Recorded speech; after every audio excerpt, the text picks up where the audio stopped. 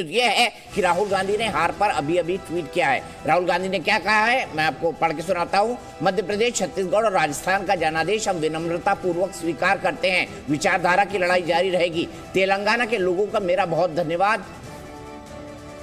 जातु तेलंगाना बनाने का वादा हम जरूर पूरा करेंगे। सभी कार्यकर्ताओं को उनकी मेहनत और समर्थन के लिए दिल से शुक्रिया। तो राहुल गांधी ने हार की जिम्मेदारी तो नहीं, लेकिन हाँ जरूर उन्होंने ये कहा है कि विचारधारा की लड़ाई जारी रहेगी। तेलंगाना के लोगों को उन्होंने बधाई भी दी है। और ये अनुराग भदौरिया जी लगातार शेर का मतलब समझना चाह रहे हैं। अनुराग जी देखिए, अभी शेर का मतलब समझेंगे। बहुत बड़ी बात आज गौरव भाटिया ने बड़ा शेर है भाई, नरेंद्र मोदी, उससे निपटो आप। बिल्कुल तो वो आपको और शेर का मतलब समझा देगा। हाँ, तो मतलब चिंता नहीं करो आप। गौरव भाटिया ने बड़ी बात कही कि अभी तक ये कहा जाता था कि मोदी है तो मुमकिन है, लेकिन अब ये नया नारा आज से शुरू हो रहा है कि मोदी की गारंटी जो है वो सबसे बड़ी गारंटी है। तो इस पर संगीत रागी आप क्या कहेंगे, क्योंकि 2024 का इसको सेमीफाइनल माना जा रहा था और अब अगर मोदी है तो गारंटी है, तो ये तो कुछ एक अलग ही नैरेटिव खड़ा कर देगा। बिल्कुल, मुझे लगता है कि नरेंद्र मोदी जी ने एक जो नारा दिया है वो विश्वास का नारा दिया है कि मोदी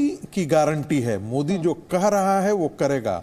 वो सिर्फ योजनाओं का ऐलान नहीं करेगा, उसे पूरा भी करेगा। 10 सेकंड के लिए आपको रोकूं क्या? मल्लिकार्जुन खड़गे का ट्वीट मेरे पास आ गया है। खड़गे का ट्वीट है, कह रहे हैं हताश हुए बिना इंडिया दलों के साथ 24 की तैयारी में लग जाना है। मुझे ये नहीं समझ आया, पिछले 3 महीने से इंडिया गायब था, आज जैसे यार इंडिया फिर से आ गया सामने। जी आपके डिस्कशन में सुबह हुआ था। मैंने आलोक शर्मा से सबसे पहली बात यही कही कि अब आपकी जरूरत नहीं है। अब इंडिया गठबंधन के साथ चाहे कितनी भी सीटें आपको राज्यों में स्थानीय दल दे, ये अब आपकी मजबूरी है। ट्वीट पढ़ दीजिए दीपक जी पूरा। ट्वीट माफ कीजिएगा, मेरे पास अधूरा ही ट्वीट है, तो मैं 1 सेकंड में रुकिए। भारतीय राष्ट्रीय कांग्रेस पर विश्वास और भरोसा जताने के लिए मैं तेलंगाना के मतदाताओं का धन्यवाद करता हूं। मैं उन सभी का भी धन्यवाद करता हूं जिन्होंने हमें छत्तीसगढ़, मध्य प्रदेश एवं राजस्थान में वोट दिया। ये चुनाव परिणाम हमारी अपेक्षाओं के अनुरूप नहीं रहे हैं, परंतु हमें विश्वास है कि हम मेहनत एवं दृढ़ निश्चय से मजबूती से वापसी करेंगे। कांग्रेस पार्टी ने पूरे दम घम के साथ इन 4 राज्यों के चुनाव में भाग लिया। मैं अपने अनगिनत कार्यकर्ताओं के प्रति आभार व्यक्त करता हूं। हमें इस हार से हताश हुए बगैर इंडिया दलों के साथ चौगुने जोश से लोकसभा चुनाव की तैयारी में लग जाना है। लग जाइए डॉक्टर अनुराग भदौरिया जी, लग जाइए। मैं तो एक ही जगह अटकाऊं। नहीं शोभना जी, मैं तो एक ही जगह अटकाऊं कि भारतीय जनता पार्टी जीती है, इसके लिए बधाई। जो शेर पढ़ा गया वो समझ में नहीं आ रहा है कि मैंने किस चीज के लिए पढ़ा गया, आखिर है क्या उसका मतलब, वो में कंफ्यूजन हो गया। आपको रिपोर्टर के पास जाना है। हमें रिपोर्टर के पास जाना है, क्योंकि ये भी कहा जा रहा है, रविंद्र का मैं रुख करूंगी कि बीजेपी मुख्यालय प्रधानमंत्री नरेंद्र मोदी रविंद्र पहुंच सकते हैं। क्या कुछ कार्यक्रम सामने आ गया और अगर पहुंचेंगे तो कितने बजे तक पहुंच जाएंगे? हालांकि हर जीत के बाद प्रधानमंत्री पहुंचते हैं बीजेपी हेडक्वार्टर, ये मैं जानती हूं, मैंने कई बार कवर किया है।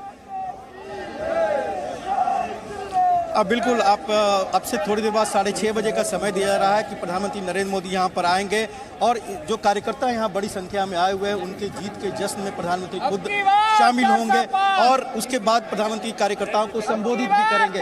लेकिन एक बात है कि चूंकि मोदी गारंटी जो आप दीपक जी बात कर रहे थे, हमने कई रैलियां की आप इन 3-4 राज्यों में और उनके रोड शो में शामिल हुए। मोदी की गारंटी ही बीजेपी को 3 राज्यों में सत्ता पर काबिज कराने की गारंटी थी और वही साबित हुआ है। और इसलिए बड़ी संख्या में जो कार्यकर्ता यहां पर आए हैं दिल्ली एनसीआर के, वो प्रधानमंत्री नरेंद्र मोदी को सुनना चाहते हैं कि प्रधानमंत्री नरेंद्र मोदी न सिर्फ इस जीत के लिए बल्कि 2024 के लिए कार्यकर्ताओं को क्या मार्गदर्शन या संदेश देते हैं। तो जाहिर सी बात है, हर बात प्रधानमंत्री नरेंद्र मोदी का यहाँ पर मार्गदर्शन होता है, भाषण होता है।